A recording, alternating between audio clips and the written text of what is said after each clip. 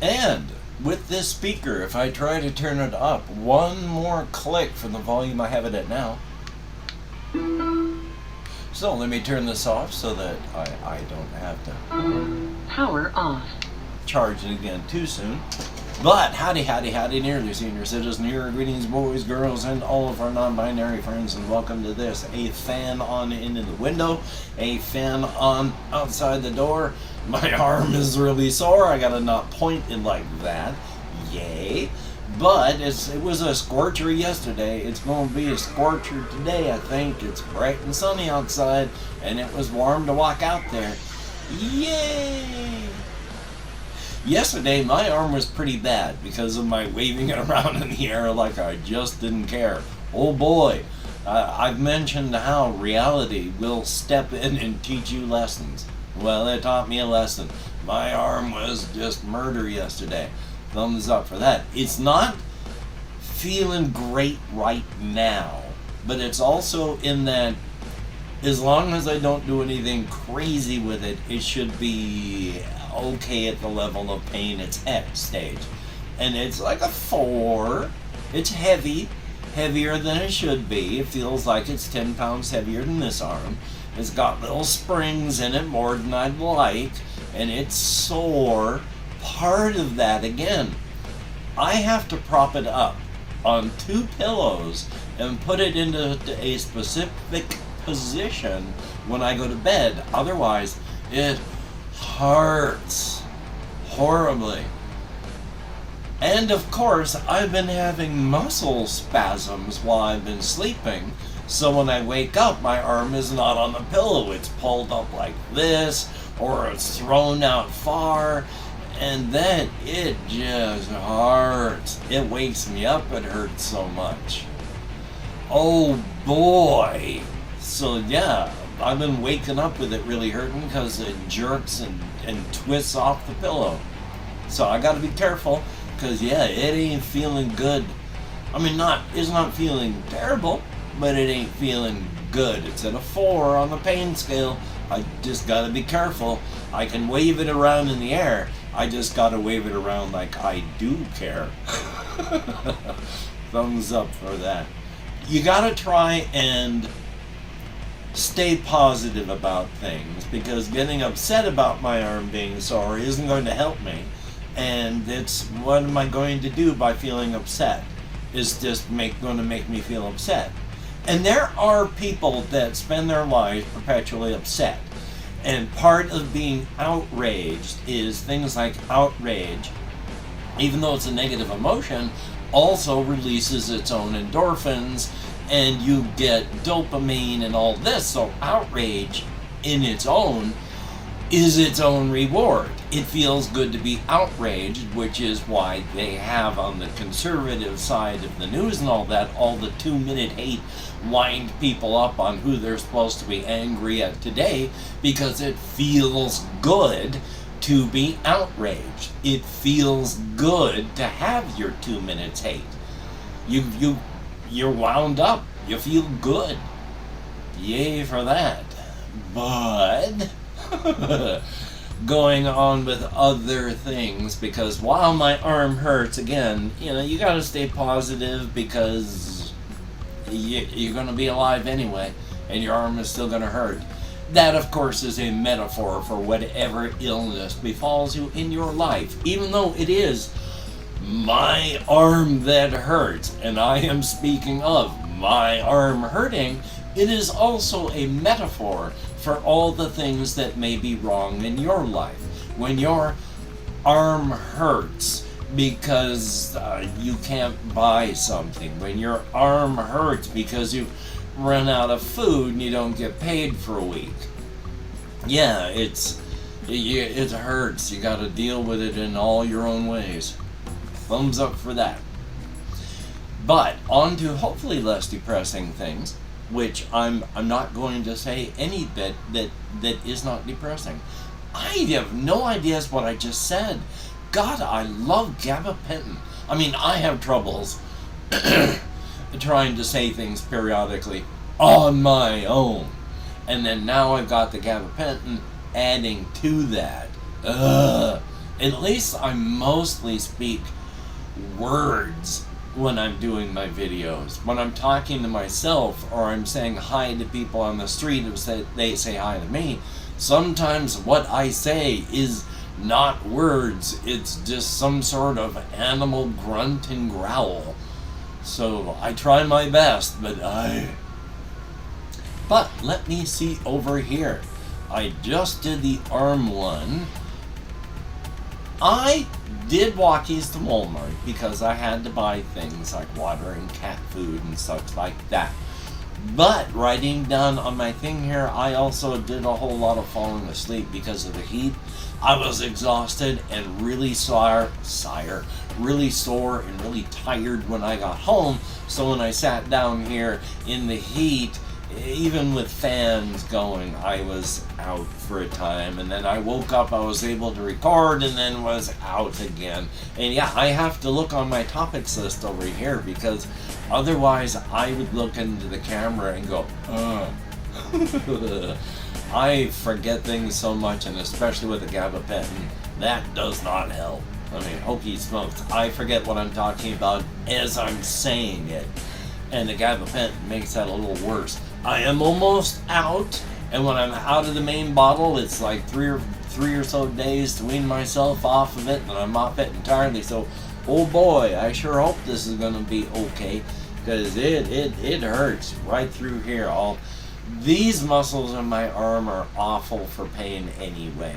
With this injury here that I had, where I actually severed my radial nerve, I spent years with these muscles in here just absolutely tight and hard as rocks. They were cramped so hard, and it's only been fairly recently they've let go. And then with this going on, with all this and down here, it's just been aggravating. That knees have gotten all cramped up again because of the spasms, and it's been fun.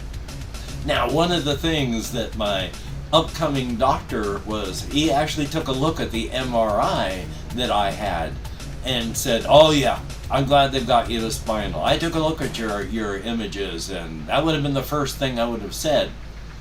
And I was like, oh, so maybe it's not really intensely urgent that I get there, but when they look at them and go, oh yeah, we need to get you to spinal. Oh yeah, I saw, we need to get you to, I was like, oh boy. So it may not be urgent, but it doesn't sound great with what's going on in my neck. So yay. But also, gosh golly gee whiz, trying to remember that one thing that I wanted to talk about, and I've already forgotten it. Boy, ADHD, if you can't tell, I am going a mile a minute when I'm talking to my ears, but a mile more than usual anyway, if not a mile a minute, because hey, gabapentin, I sound like I talk fast to me, and then I listen on video and I'm, so who knows what I sound like until I'm done and you hear this, but I've already forgotten what I was trying to say about this new guy and the thing I wanted to mention, but life is life. So, is there much that's left? One of the things still I'm trying to figure out how to do, I really want to do 96 Quest. It is a fun little knockoff type game that the person who does 4 Against Darkness does, and does a bunch of little knockoff games. That's one of them, and it's fun. It's a full campaign, a bunch of little mini type things, campaigns. It is replayable, but you won't have any surprises if you do it again. But if you play any board game, there's no surprises in the rules. It's just the surprises what happens when you try to end the game. You know, what happens when you get there. I can't speak English. My sincere apologies. But 96 Quest, one of the things about it is it's 9d6. Plus, you can also, as you gain equipment and stuff, you can gain up to 3 extra dice. So you can roll up to like 12 dice. I would like to do it digitally because that's easier for people to see and such, but that means I'm not sure how to move all those dice around, because again, you've got an area for your fresh dice, and then below that for your tired dice, and then below that for your wounded dice, and then below that for your dead dice. And so you've got to move each of the individual dice around. I'm not sure how to do that digitally unless I have like a paint program open where I've got the background opened as just a thing, and then 9 individual layers for each of the 9 individual dice. That sounds confusing to me to try and remember how to do that. So I'm trying to figure out how to do it with the setup that I've got now, and the fact that I got the laptop instead. I don't have a lot of space. It's on the table that I would be using for my RPG stuff, so I can't drag the physical stuff out. But I sort of have to drag the physical thing out for that. Maybe out to the side, and then just close zoom up on that, and then everything else digital? I'm not sure. I want to do it, we'll have to see. It's going to be a great day for my arm. At least I didn't destroy it like I did. I still can't believe I did that. I was going through the editing and I had to laugh at myself for being an idiot. Watching myself throw this arm out to try and tell the story, and zam! But it's great. So let me see what else it was. Yes, from from this point on, I want to talk about just some of my story stuff, the creative stuff. One of the things is jumping back to the characters again of a previous setting, because while they're different characters in a different setting, it all takes place in the same multiverse with the same cosmic horrors. And in fact, there's in that one, Satyr. Sometimes the word gets stuck and then the gabapentin doesn't help that at all. Satyr is a large influence in that world. But the 2 characters that I want to talk about real quick for that one, just as a reminder, there are the more fungal elves that live underground and are partially fungal. And then there are the overground dwelling dwarves. And then you have the people of this mountainous region where 100 and some odd years back there was a magical plague that broke loose, and it was a magical zombie plague, and it spread by bites. You got bit, you died. You fell down, and then in a few seconds, your body got back up and ran out to bite someone else. Not eating, just bite. Because when the teeth broke in, that magic that was animating that zombie went into the person they just bit. And then they went and became a magically animated corpse. And after 100 years, all of the flesh has rotted off all of these people, and they become skeletons. But most of them have just fallen into a state of stasis. Some of them still roam, some of them don't. But some time ago, a few of these, about 1% every year, suddenly wake up as individuals and not as horrific plague-bearing zombies. The problem is, of course, they are still magically animated zombies with all their flesh rotted off. They've just woke up from their zombie state. All 4 million people that used to live there are dead, and all of their flesh has rotted off their skeletons that are either in stasis, roaming mindlessly, or have woke up as new people. And these new skeletons are trying to build new societies. And to go out into the rest of the world with people, they have to have their real teeth knocked out so that they can't accidentally or on purpose start a new plague. And then they get artificial grills put in that look like teeth but aren't. And you get fancy ones or dull ones, just depending on your taste. When these skeletons talk, they don't talk, but they do speak. And when they do, you hear it, and it's as if to them like they are speaking, but it's not spread by actual words. But when they speak like this. And so they have this really, sometimes it slows them down when they are trying to talk quickly because they're trying to spit out the words, and this accent that they have is not actually the accent that they actually have. When their people think inside of their heads, they talk and think just like we do inside of there. It is very frustrating to have all of these thoughts to speak to everyone out there, and they come out like this. Ulchenka was very, very happy and amazingly pleased when her adventuring friend Skarbat learned how to actually say her name the way that it would have been said by her, well, not her, but by the people who lived before.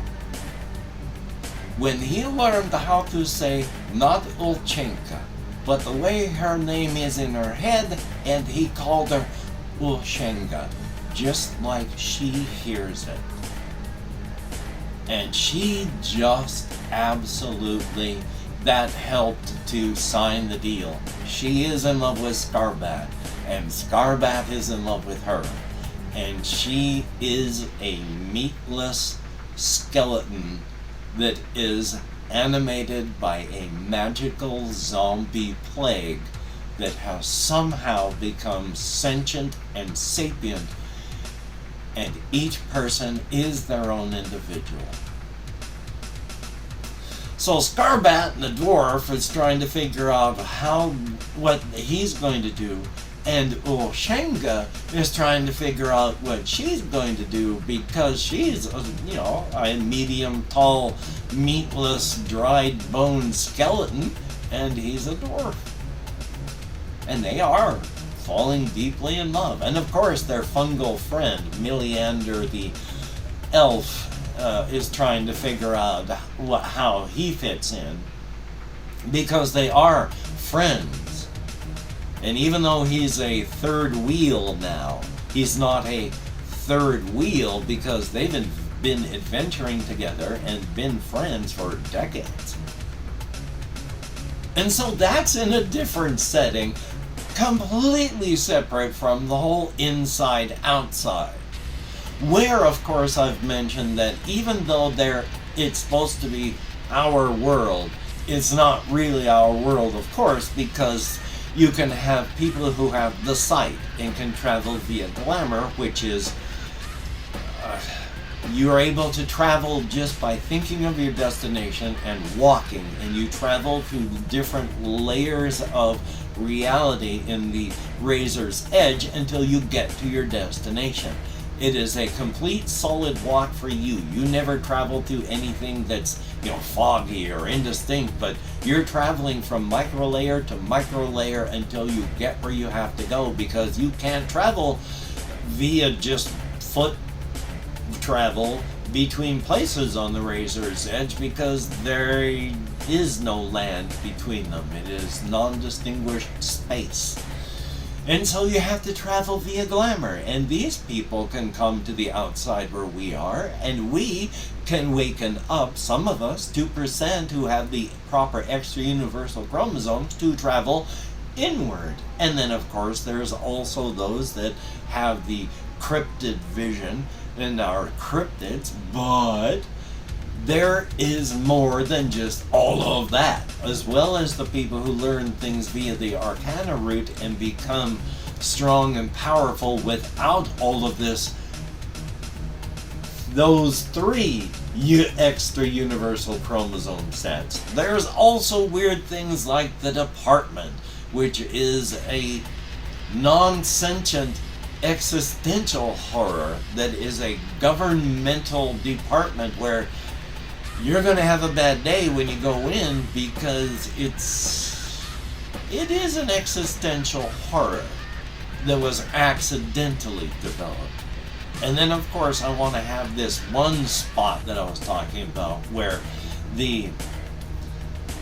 there's a sparkle, and then everything gets sucked up into a ball, and then a purple, magenta explosion, and where there was a bowl where the land, I could feel all the microspasms, ooh, where into a ball of compressed matter, and then PAM, and then land.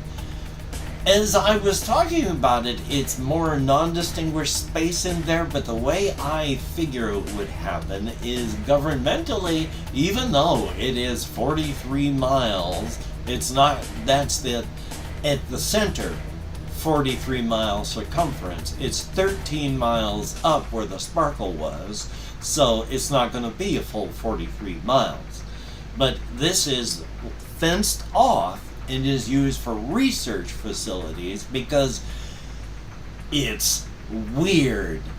You go in there, non-distinguished, I can't remember the word I normally use, but it's space that is superpositioned until you observe it, and then observation and persistence and all this stuff. And taking a look at my list there, I'm just about to run out of time because it's 21 minutes and I don't want to talk forever.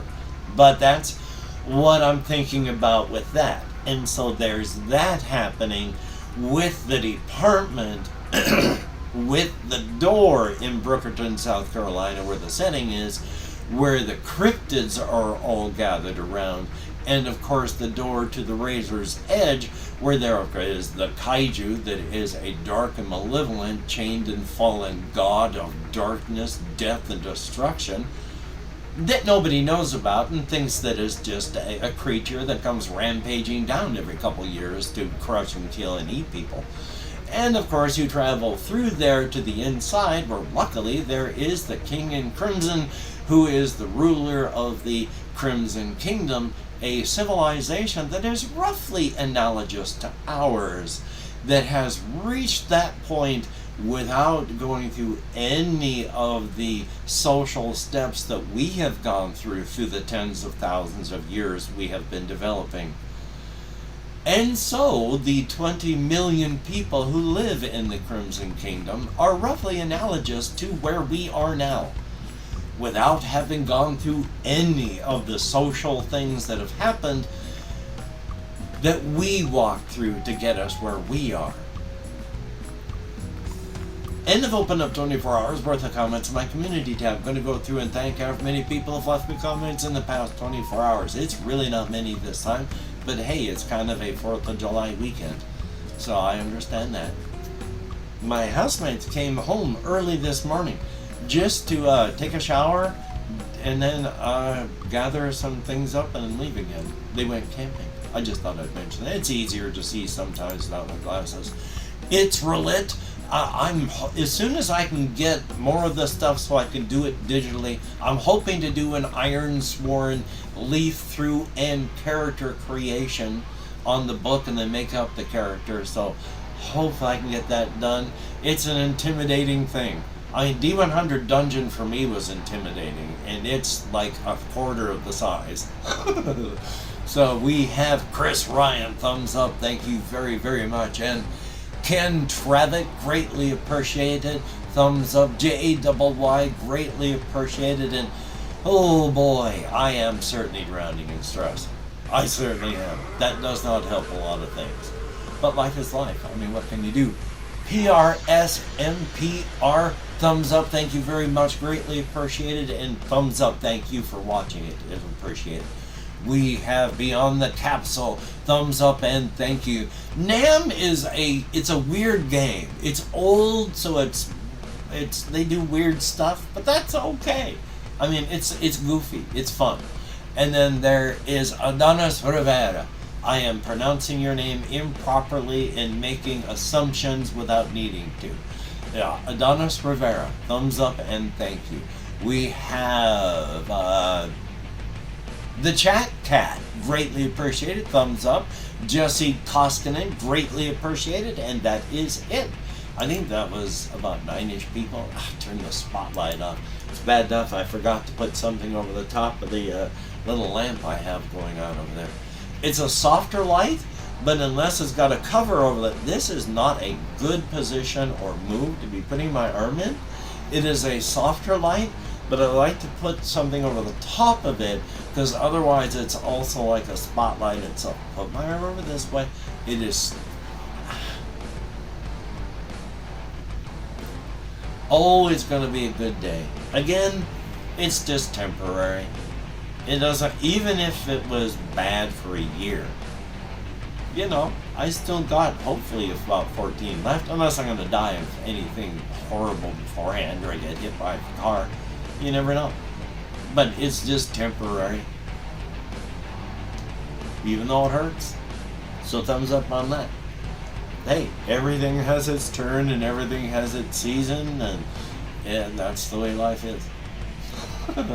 Just checking my time. 25 minutes. Well, thumbs up.